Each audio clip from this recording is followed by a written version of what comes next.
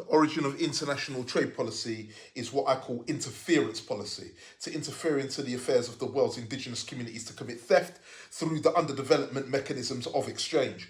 Europe had a monopoly of knowledge about the international exchange system because it created it and saw it as a whole. For Western Europe was the only sector capable of viewing this system as a whole. Europeans used the superiority of their ships and cannon to gain control of the world's waterways. And so Europe had created international trade policy to interfere. The origin of international trade policy is interference policy. It was an interference policy of Europe. Okay, to extract resources, to commit theft, okay, to see the continents as a whole in order to extract and create the underdevelopment of these indigenous communities to develop Europe. It was a system of theft.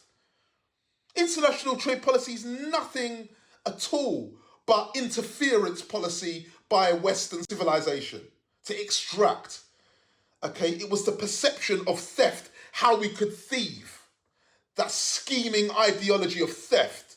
It's wicked. It points to the complete immorality of Western societies to underdevelop other parts of the world at the expense of those communities in order to develop Europe. Okay? It was the only entity through that immoral posture to be able to perceive these continents as a whole system of trade. To rob them. Awful. Immoral system. Okay? The indigenous world communities weren't seeing things in that way. That wasn't their ideology. They couldn't have perceived international trade in that way at all. They weren't scheming in that way. That wasn't how they saw things at all. That's what gave Europe its advantage. Immorality.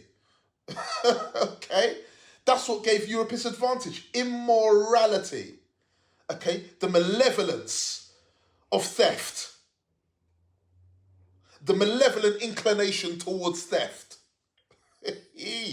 That's international trade policy. Interference policy on behalf of Europe.